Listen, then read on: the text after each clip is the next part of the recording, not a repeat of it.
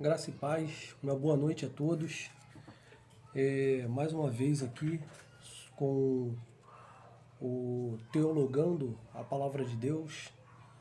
Estamos estudando o Evangelho segundo São Lucas, um estudo que ele se iniciou com o meu amigo, o irmão Rodrigo.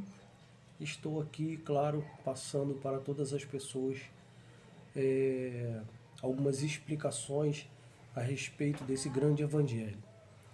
Eu utilizo aqui, dentro da teologia, a chamada teologia bíblica básica, que é mais simples para dar as explicações dentro do texto e do contexto ao qual nós estamos estudando. Nós vamos estudar o capítulo 9.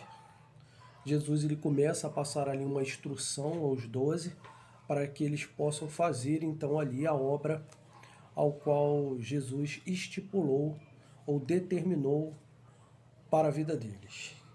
E nesse momento, do versículo 9, do versículo 1 até o versículo de número 6, Jesus então passa essa instrução para os 12 e ele diz o seguinte: tendo Jesus convocado os 12, deu-lhes o poder e a autoridade sobre todos os demônios e para efetuarem curas. Então a primeira coisa que ele faz com os seus discípulos, ele traz os 12 para perto deles e libera sobre a vida deles, naquele determinado momento, poder e autoridade sobre os demônios e para efetuar curas.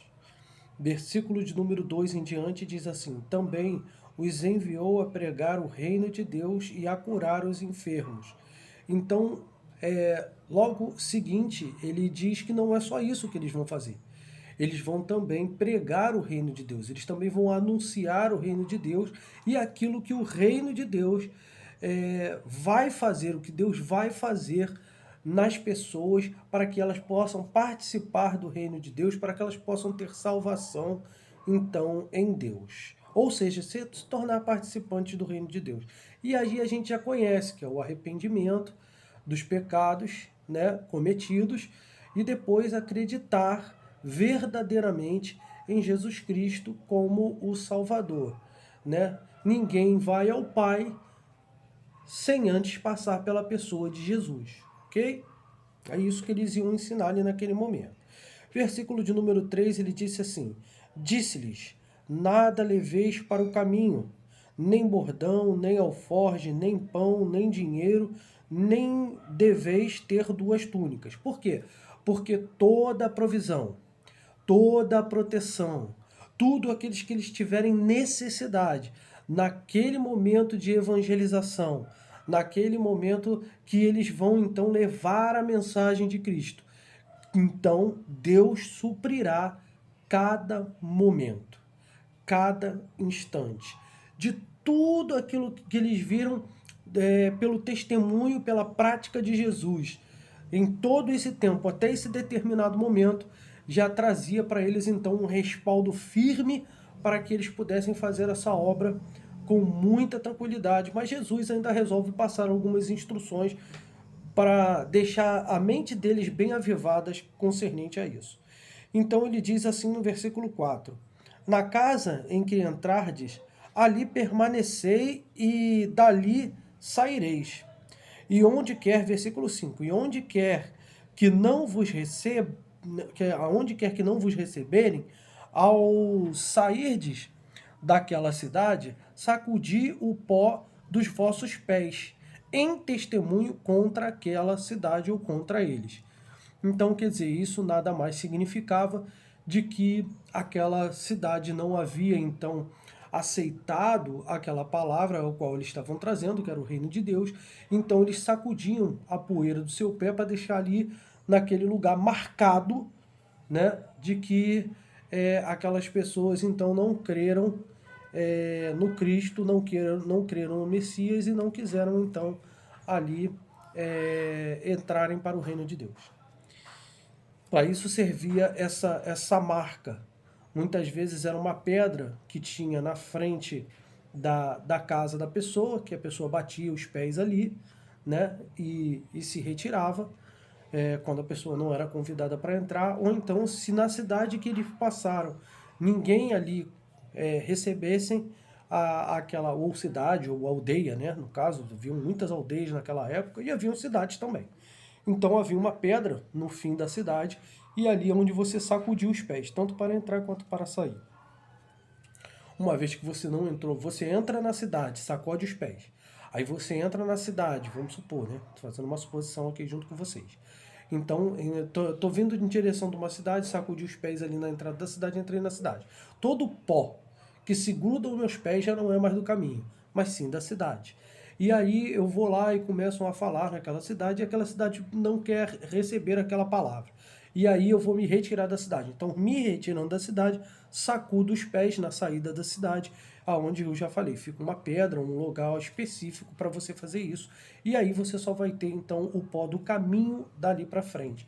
E ali aquela cidade fica marcada, tanto na entrada quanto saída, que aquela cidade ela não aceitou ou não creu a palavra de Deus, mas claro, isso tudo é para nós assim algo que fica meio inexplicável, porque se eu disser assim, oh, mas aí sacudiu o pó na entrada, sacudiu o pó na saída, pô, beleza, eu já entendi isso, essas coisas eu consegui entender. Mas como é que a pessoa vai saber que ali não, porque ali quem tem que saber não são as pessoas, né? Quem tem que saber ali que aquela cidade ela não aceitou a palavra que estava sendo anunciada ali, quem tem que saber isso é Deus. E Deus, claro, conhecedor de todas as coisas, sabedor de todas as coisas, vai olhar para aquela marca que Jesus pediu para que eles deixassem e identificar então ali uma cidade onde não aceitou a palavra de Deus. Vamos seguir em frente aí então. Qualquer dúvida que vocês venham a ter, vocês podem deixar aqui no comentário e depois a gente soluciona essa dúvida que vocês têm. Assim que eu tiver tempo, né? Eu não sei se eu já falei para vocês, né? Eu acabei o bacharelado agora, né? E comecei o meu mestrado. Então, eu estou aí em desenvolvimento ainda desse mestrado, muitas aulas, muitos estudos, né? E às vezes fica difícil da gente olhar e responder, mas eu vou tentar de todas as formas e maneiras fazer isso no mais breve possível. Versículo então de número 6 ele disse: Então, saindo, percorria todas as aldeias, anunciando o evangelho e efetuando então curas por todas as partes. Uma coisa interessante que aqui no livro de Lucas, o Evangelho segundo São Lucas, ele não diz, é que eles iam em dupla, de dois em dois, né, ali falando e anunciando o Evangelho. É isso aí. A partir do versículo de número 7 até o versículo de número 9, Herodes vai falar sobre Herodes e João Batista. A partir do versículo 7 diz assim: Ora, o tetrarca Herodes soube de tudo o que se passava e ficou perplexo, porque alguns diziam: João ressuscitou dentre os mortos. Aqui, Herodíades, né, já tinha pedido a cabeça de João mediante a dança ali da sua filha, e Herodes ali naquele momento tinha concedido então que naquela dança daquela menina ela pedisse o que ela quisesse, e a mãe dela, influenciando ela, pediu a cabeça de João Batista. E então, para ele não, como é que eu vou dizer assim, para ele não contrariar aquilo que ele falou, ele não queria matar João Batista, né? Mas porque ele tinha dado a sua palavra, ele foi obrigado então ali a cumpri-la, né? Então ele decapitou João Batista. E ali, então, as pessoas estavam comentando e falando até que João Batista havia ressuscitado. Uma vez também que Jesus estava fazendo muitos milagres ali, né? Inclusive ressuscitando pessoas, não só curando, mas ressuscitando pessoas. Inclusive, isso foi falado pelos próprios discípulos de João. Aqui, se nós formos acompanharmos dentro da Bíblia, né? Dentro do livro de Lucas, versículos, capítulos anteriores, ele fala sobre isso. Agora vamos continuar aqui à frente. Então, o versículo de número 8 diz: Outros, Elias apareceu, e outros, ressurgiu um dos antigos profetas. Herodes, porém, disse: Eu mandei decapitar a João. Quem é, pois, este a respeito do qual tenho ouvido tais coisas? E esforçava-se por vê-lo. Então, que apesar de ir em busca, nos momentos em que ele sabia que Jesus estava em certos lugares, ou pelo menos ficava, né, sabendo que Jesus estava em certos lugares, ele se esforçava em querer vê-lo, ou mandava alguém ir buscá-lo, porque ele queria ali naquele momento também ter. Eu acredito até que Herodes queria ter alguns momentos com Jesus, aqueles alguns momentos que ele teve com João ali, que sabia que João estava falando verdades e verdades eternas, apesar de não querer saber de nenhuma delas, ou de não concordar, né? Muitas vezes. Mas é engraçado. Eu vou dar um exemplo aqui. Eu gosto muito de sentar com pessoas que são idosas, pessoas da terceira idade, ou que chamam da melhor idade, e gosto de escutar aquilo que elas falam, gosto de... Por quê? Porque ali há muita sabedoria, elas entendem a respeito de muita coisa e eu aprendo muito, né? E nem por isso, às vezes, eu concordo com certas coisas que elas falam, né? Ah, mas é verdade o que elas estão falando. Não, é verdade. Fato foi vivido. Né? Mas não significa que eu concorde com tudo aquilo que a pessoa está falando. Então, aqui no caso de Herodes, a mesma coisa, vai no mesmo sentido. Assim, gente, no mesmo sentido, entre aspas, tá? A gente sabe que sentar com uma pessoa idosa e conversar com ela, e ela conta, sabemos que tudo aquilo que ela viveu é verdade, mas hoje, às vezes, na nossa dinâmica de dia, é uma realidade diferente. Vamos voltar à palavra de Deus, então. Só queria dar um exemplo para você poder entender mais ou menos o que talvez Herodes tivesse sentido. Assim, gente, assim eu imagino na minha mente como Herodes estava se sentindo e por que Herodes fazia um grande esforço para ver Jesus. Perguntar até mesmo para Jesus, né? Você é João Batista?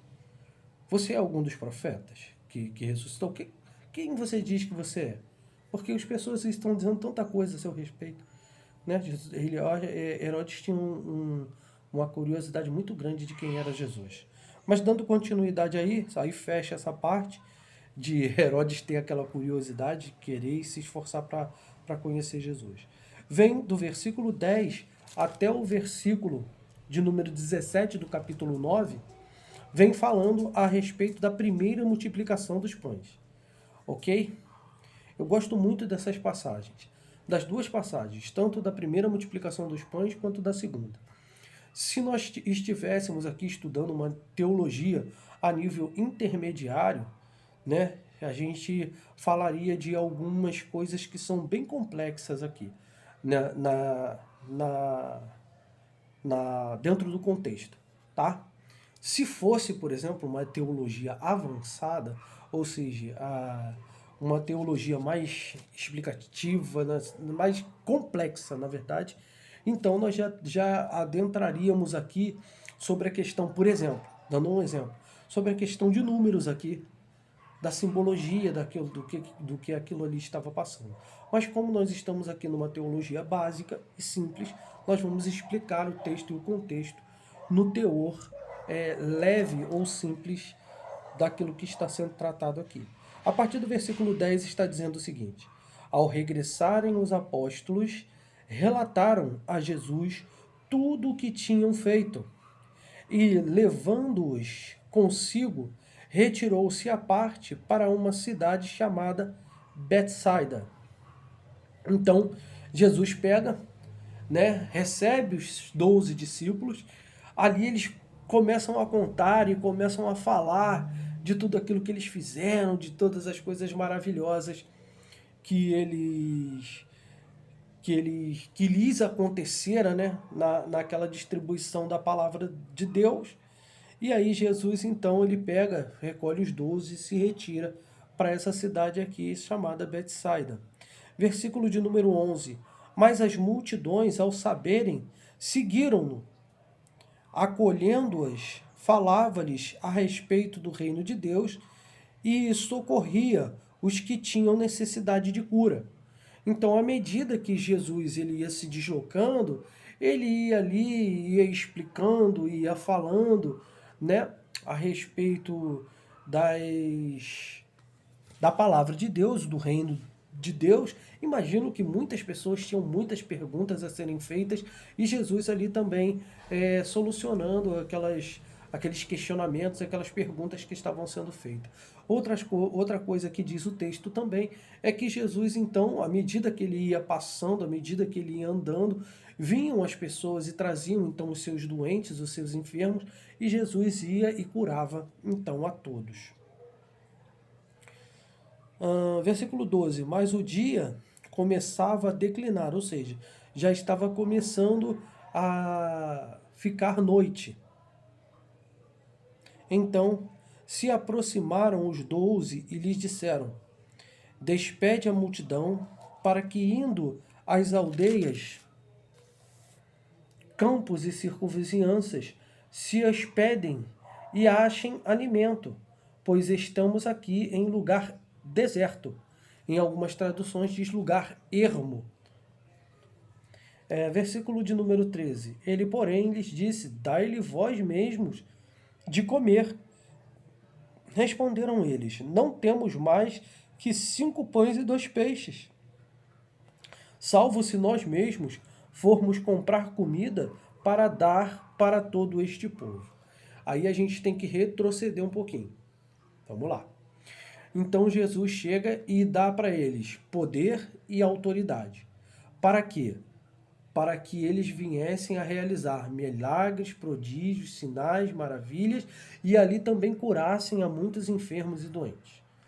Esse foi o poder dado por eles. E ele disse também: não leva pão, não leva capa, não leva nada, porque se tiverem que fazer qualquer tipo de operação, de milagre ou qualquer tipo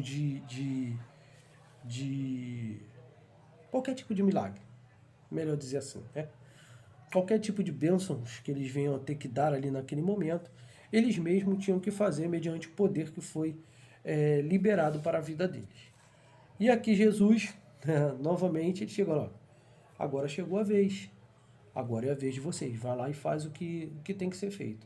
Só que os discípulos, eles já chegaram, né? E falaram assim, olharam na perspectiva física, humana, né? Deles, como sempre, eles estavam ali aprendendo ainda, assim como nós, assim como todos nós estamos aqui aprendendo apenas a palavra de Deus. A gente não sabe tudo. Eu depois desse mestrado, eu pretendo fazer um doutorado, mas isso não significa nada. Isso não significa que, caramba, o cara tem doutorado, ele sabe tudo, ele entende tudo da palavra de Deus. Isso é um grande equívoco. A palavra do Senhor, ela é muito profunda, né, para que a gente possa chegar e falar que a gente sabe tudo e que a gente entende tudo do que está nas Escrituras. Às vezes a gente lê alguma coisa lá em Gênesis, e aí a gente passa 2, 3 capítulos, vamos supor, capítulo 1 de Gênesis, aí você lê ele. Aí quando você está no capítulo, às vezes 4, 5, você tem que voltar, porque você já esqueceu que está lá no capítulo de número 1. Você imagine alguém que sabe ou que consegue decorar. Decorar não é saber também.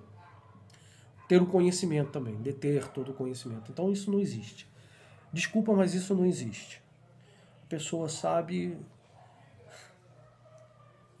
Tem um texto do apóstolo, eu estou rindo porque tem um texto do apóstolo Paulo que ele diz assim: a loucura de Deus, ela é mais sábia do que a sabedoria dos homens. Então, poxa, na profundeza desse conhecimento, que é o conhecimento de Deus, sabedoria de Jesus, é impossível nós sabermos tudo, ainda que aqui esteja registrada uma parte limitada daquilo que Jesus fez e uma parte limitada daquilo que todos nós precisamos saber. Apesar de tudo ser tão limitado assim, nesse espaço, né, de tudo que Jesus fez, não tem como saber tudo. Mas vamos lá, vamos seguir em frente. Eu estava falando aqui, então, 5 pães e 2 peixes, e aí os discípulos, de uma forma natural, eles dizem, Então a gente vai ter que ir na cidade para pegar e comprar pão e peixe para todo esse povo aí. Aí Jesus ele diz o seguinte, olha, versículo 14. Porque estavam ali cerca de, perdão, continuando no versículo 14, né? Jesus não disse. Ali no versículo 14 está escrito assim, porque estavam ali, a narrativa de Lucas, porque estavam ali cerca de 5.000 homens. Então disse aos seus discípulos, fazei-os sentar-se em grupos de 50. Então, os discípulos eles iam ali separando de grupos em grupos de 50 pessoas, ok? Depois ele diz o seguinte, então, aqui Jesus então pega aquelas 5.000 pessoas, divide em grupos de 50. Dariam ali 100 grupos de 50 pessoas. Total 5.000 pessoas. Então ali eles assim fizeram. E versículo 15. Eles atenderam, acomodando a todos. E tomando os 5 pães e os 2 peixes, erguendo os olhos ao céu, os abençoou, partiu e deu-lhes aos seus discípulos, para que os distribuísse entre o povo. Aqui me traz uma curiosidade muito grande. Quando você chegar com as tuas compras em casa, claro que você não vai pegar tudo, botar num lugar e levantar, né? Mas é bom sempre agradecer a Deus na hora do alimento, né? Pelo aquele alimento que está sendo posto à sua mesa, que às vezes a gente pensa que é o suor do nosso rosto, é o trabalho que a gente fez e tal, mas a gente sabe que só nós conseguimos fazer isso porque o Senhor nos enche muitas vezes de saúde, muitas vezes nos dá força, muitas vezes nos dá ânimo para que nós possamos então trabalhar, né? Misericórdia do Senhor todos os dias por nós não sermos consumidos, podemos acordar no dia seguinte também para poder ir trabalhar. Mas enfim, então abençoar os alimentos, uma coisa importante. Jesus ali naquele momento então abençoa e aquela bênção faz com que haja uma multiplicação ali naquele momento. Mas vamos continuar aí para a gente poder entender isso tudo. Versículo 17. Todos comeram e se fartaram, e dos pedaços que ainda sobejaram, foram recolhidos 12 cestos. Então ali, mediante, cada um dos discípulos saiu com um cesto, os pães e os peixes repartidos em 12 cestos, né, eles levaram então para aqueles 100 grupos de 50. Distribuídos ali, eles comeram, todos se fartaram de comer e ainda sobrou 12 cestos cheios. Por isso essa parte do texto eles dão o tema, né, de a primeira multiplicação ou o primeiro milagre de multiplicação dos pães, tá? Jesus demonstrando mais uma vez que ele tem todo o poder para poder então prosperar as pessoas. Como a bênção de Jesus sobre a nossa casa, sobre a nossa vida, sobre a nossa família, sobre os nossos alimentos, sobre o pão de cada dia, o quanto nós temos que ser gratos por essa grande multiplicação e prosperidade em nossas vidas. Vamos continuar aí, então, para a gente poder ver aí a confissão de Pedro. Jesus prediz a própria morte também, nesse mesmo texto. Versículo 18 até o versículo de número 22, que diz assim, estando ele orando à parte, então Jesus, ele pegou, né, depois que fez todas essas coisas, né, ele pegou e sempre fazia isso, ele sempre tirava uma hora, um momento, para ficar à parte de todo mundo, para poder chegar ali e fazer a sua oração, né, e ter um momento a sós com Deus. Então, estando ele orando à parte, achavam-se presentes os discípulos a quem perguntou, quem dizem as multidões que eu sou? Então ele acabando ali as suas orações, enfim, aí ele vai, os discípulos estão ali já mais perto deles, ele pergunta: quem dizem aí que eu sou? Aí versículo 19, responderam eles, João Batista, mas outros dizem Elias, ainda outros dizem que ressurgiu um dos profetas que estavam mortos, um dos antigos profetas. Versículo 20, mas vós, perguntou ele, quem dizeis que eu sou? Então Pedro, sempre ele é impulsionado, né? Ele sempre ele é, é, é, é, é que eu vou dizer assim, sempre indo à frente de todo mundo, se lançando, né? Ele diz assim: És o Cristo de Deus.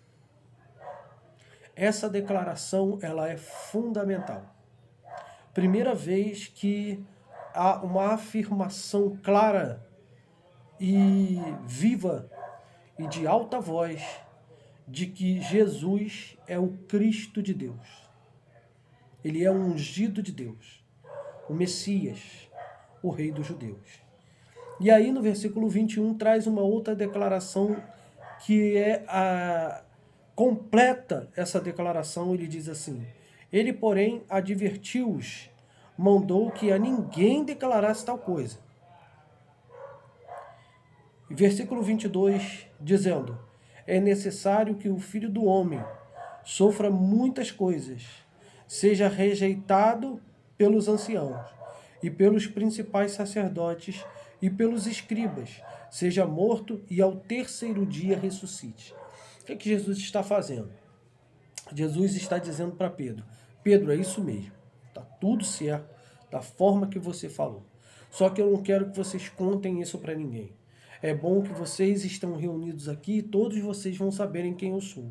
Eu sou o Cristo de Deus, eu sou ungido, eu sou o Messias. Eu sei que vocês vêm já sabendo disso, mas há muitos questionamentos de outras pessoas, por isso eu fiz essa pergunta. E a declaração de Pedro ela foi fundamental naquele momento para Jesus então falar posteriormente alguma coisa que ele precisava falar. Ele falou: não quero que vocês digam isso a ninguém. Por quê? Porque há uma necessidade de que eu venha, né, a ser entregue às autoridades, seja morto, para que esse reino ele se torne eficaz, para que o Messias venha cumprir tudo aquilo que foi pré-ordenado ou pré-estabelecido ou profetizado para que ele fizesse ou para que se cumprisse por intermédio dele. É isso que Jesus estava querendo dizer naquele momento. Disse até no versículo posterior, 22. É que às vezes, quando a gente lê, muitas vezes não traz esse entendimento para a gente. Então já estou trazendo esse pequeno entendimento aí. Então, é isso que nós temos para falar nessa noite abençoada e maravilhosa. Que Deus abençoe a vida de cada um de vocês. Vou terminar aqui para esse vídeo também não ficar muito longo. Quero convidar vocês para o próximo vídeo, a partir do versículo de número 23 em diante, do capítulo de número 9. Os discípulos de Jesus devem levar a sua cruz, né? E, novamente, esses momentos que nós vamos passar aqui com esses vídeos, né, são um momento não só de aprendizado para a vida de vocês, mas para mim também, que muito me edifica e muito me educa e muito me ensina. Que Deus abençoe rica e poderosamente a vida de vocês, graça e paz a todos. E até o próximo Teologando a Palavra de Cristo.